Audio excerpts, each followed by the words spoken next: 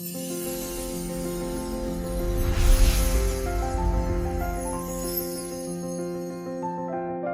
know how we do it.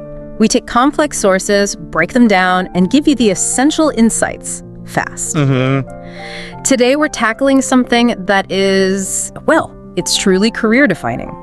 We're talking about building real, sustainable confidence and projecting what's often called executive presence. And this is such a critical topic because we're not just talking about, feeling good. This is about giving you the actual skills for personal growth, for moving up to that next level of leadership. Right. And our sources are really clear on this. These aren't things you're born with. They are 100% learnable, applicable skills. So let's start with the foundation. What even is self-confidence?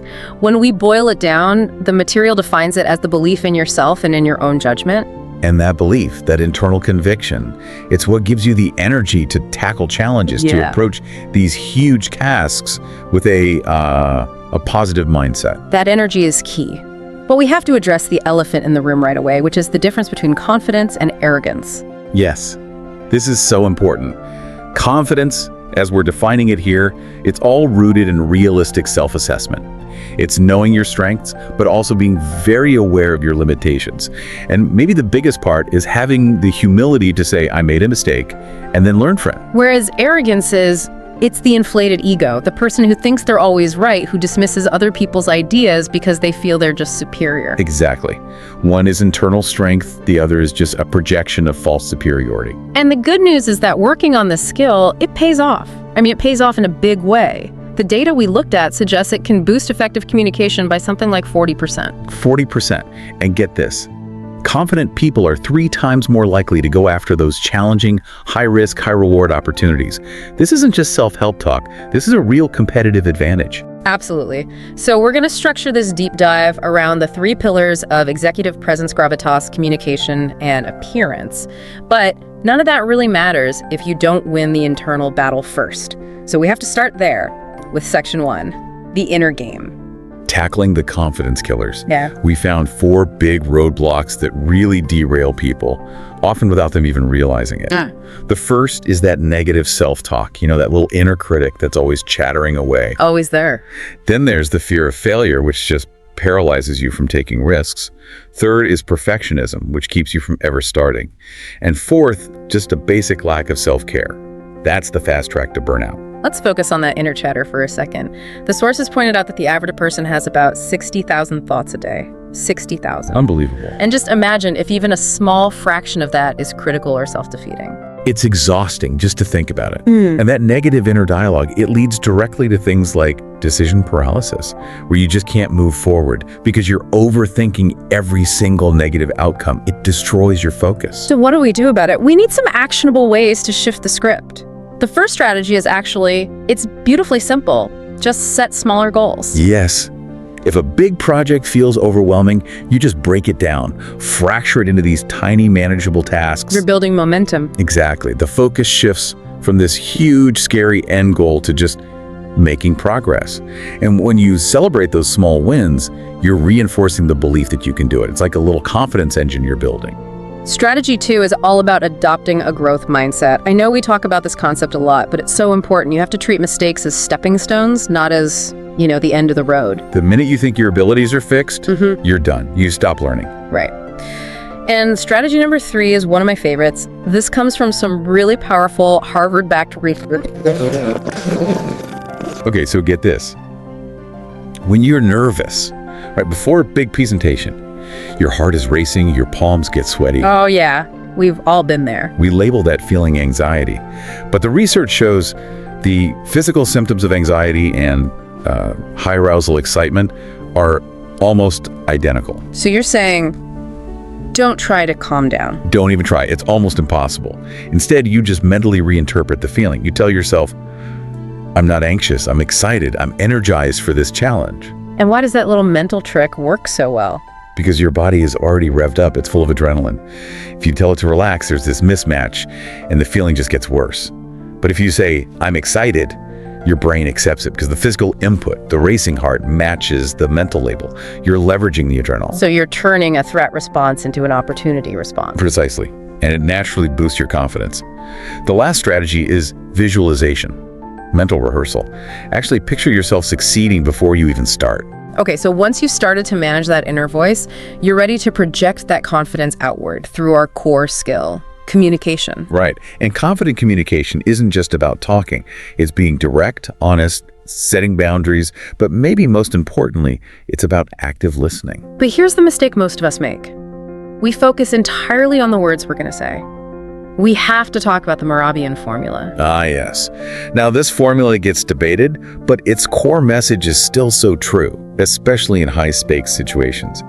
It says that the audience's perception comes from 3 places. Only 7%. Just 7 comes from your actual words. 7%. That is just, it's so counterintuitive. We spend hours crafting the perfect sentence. I know, but then look at the rest. 38% is your tone of voice, your cadence, your pitch, and 55%, the huge majority, is your body language. So if I walk into a meeting with my arms crossed, shoulders hunched, avoiding eye contact, it doesn't matter what I say. It doesn't matter if your 7% of words are brilliant. The other 93% is screaming, "I'm closed off," or "I don't believe in this." You're damaging trust before you even open your mouth. Confident body language is open, standing tall, making eye contact, using gestures that invite people in. Okay, so to help everyone master that crucial 93%, let's run through a toolkit. We pulled 8 tips for stronger speaking from Harvard researchers. Let's do it. Tip 1. Shift from performance mode to communication mode. Stop trying to impress people, just focus on sharing your ideas. Tip 2 builds on that. Practice by teaching something. Teaching forces you to simplify, which, naturally reduces your stress. Tip 3 is huge for staying flexible. Prepare a core message, not a perfect script. Know your main point, a couple of supporting ideas, and maybe a short story for each. That way, if you lose your place, you don't panic, you just go back to your structure. Tip 4, slow down and use strategic pauses. So many people speed up when they're nervous. A pause lets you breathe, and it gives the audience time to absorb what you just said. It creates anticipation. Tip 5 is simple awareness. Record yourself. You have to see and hear yourself to catch those habits, like talking too fast or using a million filler words. Tip 6, use stories. Our brains are wired for narrative. People will remember a short story about a customer way longer than they'll remember a slide full of data. Tip 7, nail the first 30 seconds. That's when the audience forms their impression. Start with a calm breath, make eye contact, and deliver a clear opening. And finally, tip 8, which goes back to the inner game. Build a routine. Consistency is everything.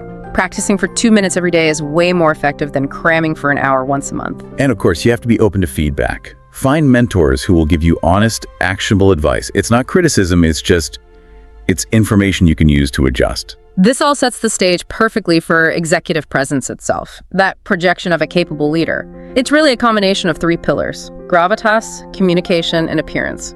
Let's dig into how those have shifted. Okay, so first, gravitas. This is how you act, how you carry yourself in those big moments. Confidence and decisiveness are still at the top of the list, at 76% and 71% respectively. You have to look steady under pressure. But here's the new role for gravitas and where it gets interesting. While being decisive is still valued, things like inclusiveness and respect for others have just surged in importance. They really have. We're talking 68% and 65%. It's not enough to just be the smartest person in the room anymore. You have to share what our sources call informed empathy. How do you do that? How do you stay decisive but also be inclusive? Well, look at the example of the MGM CEO. Yeah. After COVID, when they were reopening, he needed to make fast decisions. But he also knew his employees were really struggling. Right. So he didn't just issue top-down orders. He rolled out a culture of yes, empowering his employees to ask for things like 3-day work weeks or shorter shifts to manage their family needs. So he was decisive on the strategy, reopened safely, but empathetic in the execution. Exactly. It built massive goodwill because people felt seen. That's informed empathy, and it makes your gravitas so much stronger. Okay, on to communication, pillar 2. The big shift here is away from just being forceful and toward a listen-to-learn approach. Right. Leaders are now valued for listening first, then acting. Look at the Lego CEO, Jürgen Vignudstorp. When he took over, the company was in trouble. He thought they needed to get back to their core products, but he didn't just mandate it. What did he do? He spent an entire year on a listening tour. A whole year, just meeting people. A whole year. Meeting every level of employee, external stakeholders, even the adult fans at their conventions. He was gathering evidence, building support. By the time he officially proposed the change, everyone was already on board. And we can't ignore the visual side of communication here. I mean, think of Steve Jobs. Oh, the master. His whole strategy was about eliminating distraction. The black turtleneck, the blank screen behind him. It forced you to focus on him, his eye contact, and the one thing he was showing you, the product. Okay, finally, pillar 3, appearance. This is maybe the least important bucket, but it's where we've seen the biggest change. For sure. A polished look still matters, but the new #1 rule is authenticity. The expectation now is that you show up as who you really are, not some outdated stereotype of an executive. Like the TIA CEO, Thasunda Brown Duckett, she's a great example. She talks about bringing all of me to the table, whether that's discussing race with colleagues or requesting maternity leave right after a huge promotion. That takes incredible courage, but it shows you don't have to fit a certain mold to succeed. And beyond authenticity, it's also about showing fitness and vigor and, very practically, dressing for the new normal. What does that even look like, the new normal? It's about being adaptive. Look at Sundar Pichai. For a big presentation, he'll often wear dark jeans, nice sneakers, and a bomber jacket. It's professional but approachable. But he doesn't always dress like that. No, that's the point. He adapts. When he testifies before Congress, he's in a tailored suit. When he met the president of Indonesia, he wore a shirt that resembled their local fabric. He's signaling respect for the environment he's in. Okay, let's pull all this together and apply it to the place we all live. Meetings. Executive presence in a meeting requires preparation before, composure during, and diligence after. And that before part is key. You have to be clear on the goals. And our sources mentioned a really interesting tool for this, slide docs. We should probably unpack that. What's a slide doc? It's basically a document made in a presentation format, like PowerPoint, but it's meant to be read before the meeting, not presented during it. It's dense, it has all the data and analysis. Ah, so you're moving the information dump part to pre-reading. You are. So the meeting itself can be for actual discussion and decision-making. It frees you up to show gravitas and listen, which brings us to during the meeting. And that's where adaptive listening comes in. Like in that vendor pitch scenario, the sales leader cuts in and asks, how does this help with customer retention? Right, that's the core concern. And the vendor just fumbled, giving some generic answer about market size. They weren't listening. So what's the confident, adaptive response? You pivot immediately to their need, using their language. The perfect response is, that's a critical question.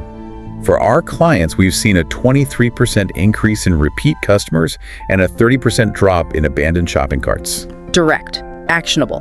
It shows you were listening. And then, after the meeting, you're diligent.